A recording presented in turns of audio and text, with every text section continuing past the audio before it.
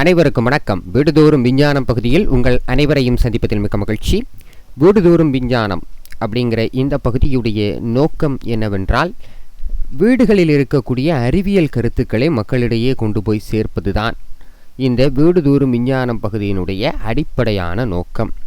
அதாவது, அறிவியல் அப்படிங்கிறது வகுப்பறையோடு முடிந்து போவதில்லை. வீடுகளிலும் அன்றாடம் நாம் பார்க்கக்கூடிய விஷயங்கள்லையும் மிகப்பெரிய அறிவியல் ஒளிந்து இருக்கிறது. இதை புரிந்து கொள்வதற்கு மிக அதிகமாக படித்திருக்க வேண்டும் என்கிற அவசியமில்லை. ஆனால் இந்த அறிவியல் தான் மிகப்பெரிய அளவில் பயன்படுத்தப்படுகிறது. கேட்பதற்கு கொஞ்சம் குழப்பமாக கூட உங்களுக்கு இருக்கலாம். ஆனால் அடுத்தடுத்த வாரங்களில் நம்ம நிறைய அறிவியல் விஷயங்களை உங்களோட பகிர்ந்து கொள்ளப் போகிறோம். இவ்வாறு பகிரும் பொழுது நீங்கள் ஒவ்வொன்றா தெரிந்து கொள்ளும் பொழுது அன்றாட வாழ்வில் இவ்வளவு அறிவியல் இருக்கா அப்படின்னு உங்களுக்குள்ளேயே ஒரு ஆச்சரியம் வரும். முழுக்க முழுக்க எதுக்குமே தெரியாத விஷயங்கள்லாம் இங்கே இருக்க போகிறதில்லை. எல்லாமே நம்ம அன்றாட வாழ்வில் பயன்படுத்த போகிற விஷயங்கள் தான். அதே நேரம் வீடுதோறும் விஞ்ஞானம் பகுதியில் நீங்கள் தொடர்ந்து பார்த்துட்டு வரும்போதே வாரந்தோறும் உங்களுக்குன்னு ஒரு கேள்வி கேட்போம். ரொம்ப எளிமையான ஒரு கேள்வியாக தான் இருக்கும். அதற்கு நீங்கள் சரியான பதிலை நம்மளோட இமெயில் அட்ரஸுக்கு அனுப்புனீங்க அப்படின்னா உங்களுக்கு கூடுதலாக பரிசுகள் கூட காத்து கொண்டு இருக்கிறது. சரி, முதலாவது வாரம் எதிலிருந்து ஆரம்பிக்கலாம்? மனித இனம் அப்படிங்கிறது அடுத்த நிலைக்கு போனதுக்கு முக்கியமான காரணம் தீ அல்லது நெருப்பு. நெருப்புனால தான் சமையல் பண்ண முடியும். நெருப்பு கண்டுபிடிச்சதுனால தான் மனிதன் குளிரிலிருந்து தன்னை பாதுகாத்துக்கிட்டான். இப்படி பல பயன்கள் இருக்கிறது நெருப்புக்கு. டெய்லி நம்ம யூஸ் பண்ணுறோம். விறகடுப்புகள், கேஸ் அடுப்பு, மண்ணெண்ணெய் அடுப்பு, தற்பொழுது பல வடிவங்களில் எவ்வளவோ விஷயங்களுக்காக நெருப்பு பயன்படுத்தப்படுகிறது. சரி, இந்த நெருப்புனா என்னது? அதை பற்றி தான் இன்றைக்கி பார்க்க போகிறோம். நெருப்புங்கிறது நம்ம டெய்லி யூஸ் பண்ணக்கூடிய பயன்படுத்தக்கூடிய ஒரு விஷயம். அதற்குள்ளே அப்படி என்ன அறிவியல் ஒளிந்து இருக்கிறது? முதல்ல, நெருப்பு அப்படிங்கிறது பொருளா அல்லது ஒரு பொருளின் நிலையா அப்படிங்கிறத நம்ம புரிஞ்சுக்கிடணும். பொருள் அப்படின்னா, உதாரணமாக இரும்பு இருக்குதுன்னா இரும்பு ஒரு பொருள், அது ஒரு வகையான பொருள். காகிதம் இருக்குதுன்னா அது ஒரு வகையான பொருள். நெருப்பு அதுபோல் ஒரு பொருளா? இல்லை.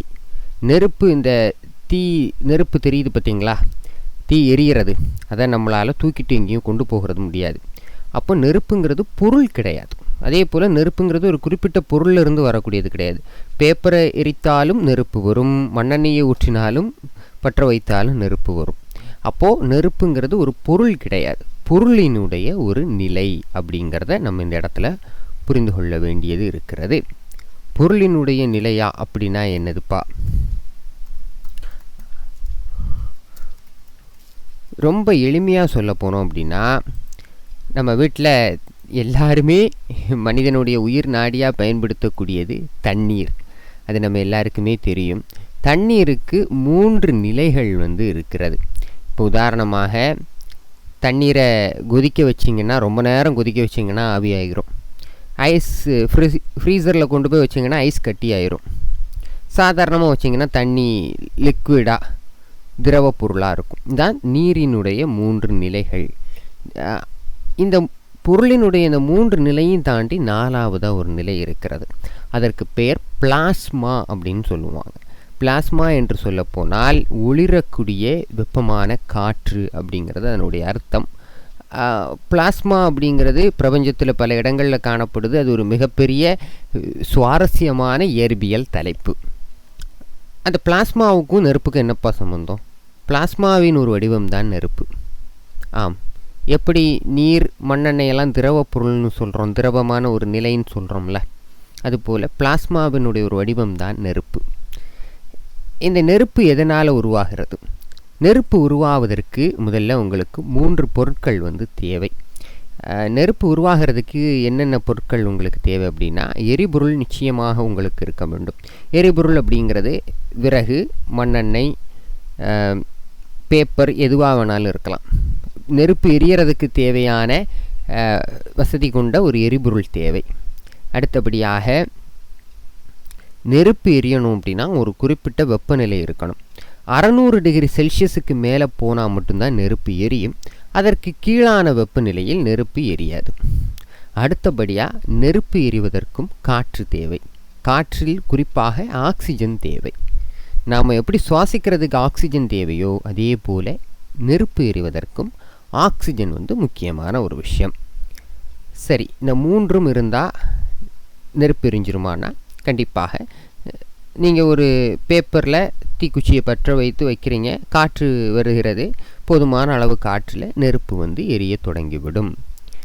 நெருப்புங்கிறது அடிப்படையில் பொருளினுடைய ஒரு நிலை, அதுபோல் ஒரு வேதி ரசாயன வினை. இந்த வினை வந்து 600 டிகிரி செல்சியஸுக்கு மேலே மட்டும்தான் நிகழும். அதனால தான் நீங்கள் நெருப்பு எரியும் போது தண்ணீரை ஊற்றினால் நெருப்பு அணைந்து போய்விடுகிறது. இங்கே பார்த்தீங்களா, டெய்லி நம்ம அடுப்பில் வந்து பால் கொதித்து அடுப்பு அணைஞ்சு போகிறத பார்த்துருப்போம். காரணம் என்னன்னு யோசிச்சிருக்கீங்களா? காரணம் என்னவென்றால், நெருப்பு எரியறது இப்போ ஒரு 1000 டிகிரி செல்சியஸில் எரியுதுன்னு வச்சுக்கோங்க. பால் என்னதான் கொதித்தாலும் 100 டிகிரி செல்சியஸை தாண்டாது. பால் கொதித்து அப்படி கீழே வருதுன்னு வச்சுக்கோங்களேன், இந்த 1000 டிகிரி செல்சியஸில் இருந்து கொண்டு இருக்கக்கூடிய அடுப்பை வந்து வெப்பத்தை குறைச்சி விட்ரும். வெப்பம் வந்து 600 டிகிரி செல்சியஸுக்கு கீழே போயிட்டுனா ஆட்டோமேட்டிக்காக வெப்பம் அணைஞ்சு போயிடும், தீ வந்து அணைந்து போய்விடும். அதனால்தான் நெருப்பு அணைந்து போகிறது. அதனால்தான் ஈரச்சாக்கு இதெல்லாம் போட்டு கூட நெருப்பு அணைக்க முடியும் அப்படின்னு சொல்லுவாங்க. வெப்பநிலை குறைஞ்சிடுச்சு அப்படின்னா நெருப்பு ஆட்டோமேட்டிக்காகவே அணைஞ்சு போயிடும். அதுபோல் காற்று இல்லைனாலும் கூட நெருப்பு அணைந்து போயிடும். ஒரு மெழுகுவர்த்தியை பற்ற வைத்து பார்த்து விட்டு மேலே ஒரு கண்ணாடி டம்ளரை வச்சு மூடுங்க, தன்னாலேயே அந்த மெழுகுவர்த்தி அணைந்து போய்விடும். இவ்வளவுதான் நெருப்பு அப்படிங்கிறது. அப்போ இன்றைக்கி நம்ம என்னெல்லாம் கற்றுக்கிட்டு இருக்கிறோம்? நெருப்புங்கிறது ஒரு வேதி ரசாயன வினை, அது பொருளினுடைய ஒரு நிலை. நெருப்பு எதனால் உருவாகிறது, தீ எதனால் ஆட்டோமேட்டிக்காக அணைந்து போகிறது, நெருப்பு எரியறதுக்கு என்னெல்லாம் தேவை, நெருப்பு தண்ணீர் ஊற்றினால் நெருப்பு ஏன் அணைந்து போகிறது, இது வரைக்கும் நம்ம வந்து பார்த்து விட்டோம். ரொம்ப எளிமையாக இருந்திருக்கும்னு நினைக்கிறேன். வழக்கம் போல் அடுத்த வாரத்துக்கான உங்களுக்கான ஒரு கேள்வி, நெருப்பு ஏன் பல நிறங்களிலும் எரிகிறது அப்படிங்கிற ஒரு சந்தேகம் பலருக்குமே இருக்கக்கூடும். நீங்கள் கூட பார்த்துருப்பீங்க, கேஸ் அடுப்புலலாம் நெருப்பு வந்து நீல நிறத்தில் எரியும். சரி, இந்த கேள்வி வந்து என்னது அப்படின்னா, இந்த கேஸ் அடுப்பு எரியறத பார்க்குறீங்கள்ல, இதில் உங்களால் சீக்கிரமாக சமையல் செய்துவிட முடியும். அதே போல் அது நீல நிறத்தில் இந்த அடுப்பு எரியும், அதற்கும் சீக்கிரமாக சமையல் செய்வதற்கும் ஒரு காரணம் இருக்கிறது. இந்த இரண்டுக்கும் இடையே ஒரு காரணம், ஒரு அறிவியல் பூர்வமான காரணம் இருக்கிறது. இந்த காரணத்தை நீங்கள் எங்களுடைய வீடுதோறும் விஞ்ஞானத்தின் இமெயில் முகவரி sciencesinhometamil@gmail.com என்கிற முகவரிக்கு அனுப்புங்க. சரியான பதில்களுக்கு 100 ரூபாய் பரிசு வழங்கப்படும். உங்களுடைய பதில்கள் சரியாக இருந்தால் 100 ரூபாய் பரிசு அடுத்த வாரம் வழங்கப்படும். உங்களுடைய பெயர்களும் தெரிவிக்கப்படும். அதே போல் வேறு ஏதாவது உங்களுக்கு அன்றாட வாழ்வில் சந்தேகம் இருக்குதுன்னா தயங்காமல் எங்களுடைய இமெயில் அட்ரஸுக்கு கேள்விகளை அனுப்பி வைங்க, நாங்கள் அதனால் ரொம்ப சந்தோஷப்படுவோம். சரி, அடுத்த வாரம் வீடுதோறும் விஞ்ஞான பகுதியில் சந்திப்போம். நன்றி.